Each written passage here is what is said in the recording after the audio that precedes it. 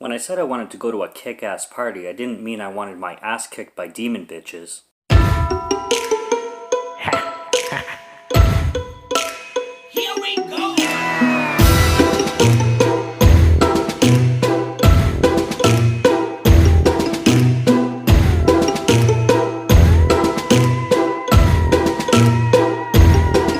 This night, you gotta find that nightmares do come true. We will find you. Trick or treat. This night, you gotta find that. What's going on, guys? Welcome to 31 Days of Horror Year 3. This is day 30. I am Morgan Film Fan. Let's jump into some scares. This is Night of the Demons on day 30, Devil's Night. Oh, coincidence. Yeah, I was very excited to watch Night of the Demons, being that I've never seen it before. And it's a pure staple of the 80s. And what a staple of the 80s that it was. My goodness. Everything about it, with the score and the makeup effects and the plot itself and just the whole way it was structured was just perfect in my opinion. Yeah, it was so much fun. I mean, the whole aesthetics of the opening with the music and everything was just perfect.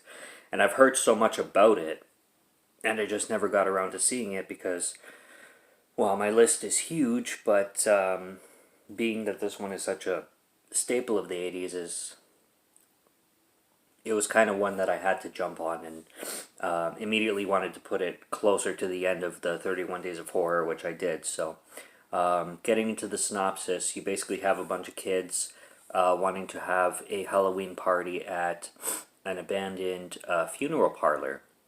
And two of the characters, named Angela and Susie, Susie played by Linnea Quigley, which is a scream queen and one of the greatest horror actresses of the 80s. They play these two kind of like, not outcasts, but like the weird kids.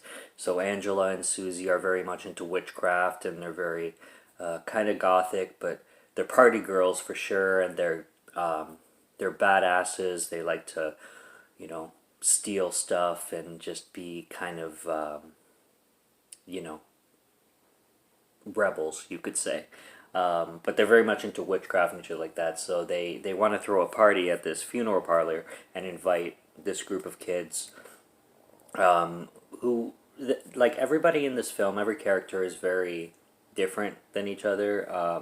You've got your stereotypes. So you got Jay and Judy, which is the kind of the main characters of the film, and they're your couple of your main couple kind of thing. You got Sal, which is kind of the prankster, kind of the bully, but not. He's a little bit of a bully. He's just kind of a badass as well, and he likes to start shit, and he's always after Judy, even though Judy is with Jay, and everybody knows that. And then you've got this slew of other characters who kind of have their own personality traits. You got this bigger guy who's just always making jokes and fart jokes and shit like that. You got the black character who's named Raj, who's always wanting to party and is always like the jokester and stuff like that. And yeah, you get a mix of characters in here, but everything starts to escalate when Angela and Susie basically start to summon demons right from the beginning. And it's not really said if it's accidental or not, but one by one they start to get possessed by demons and kind of become zombie-like, and just shit starts to happen throughout the film that's just so hilarious and so stereotypical. That's the best way I could describe Night of the Demons, I guess, is just how stereotypical it is for an 80s movie, and that's what makes it classic.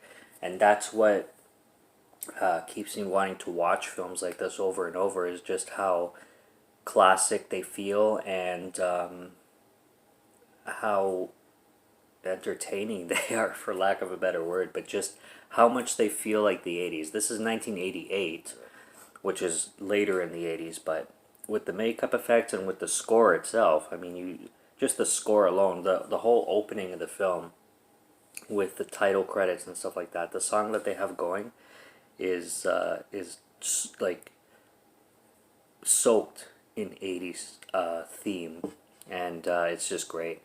But it's a lot of fun. The characters are great. The dialogue is great. It's just a film you throw in at a party, or you throw on with a group of friends, and you have some drinks and you have some tokes, and you just enjoy the hell out of it. And it's enjoyable from beginning to end.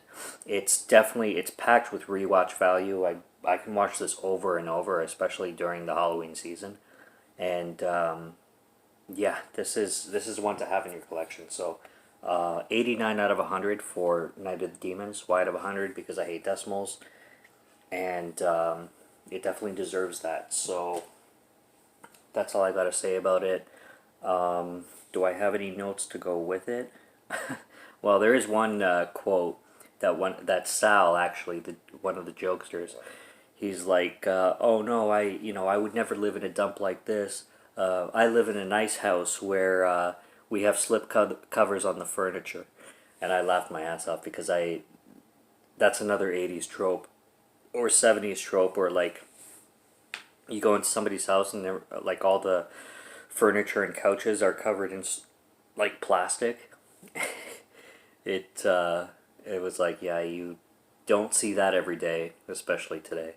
So yeah, it's hilarious in that way because it feels straight out of when it was made, and I love it. So that's gonna be Night of the Demons. Night of the Demons on Devil's Night. Who would have thunk? And yeah, it was great. So keep up. Last one's tomorrow. It's going to be a lot of fun. Subscribe to Morgan Film Fan and watch all these reviews if you've missed any. And I will be back with tomorrow's review. And stay tuned. So that's all I've got for today. And cheers.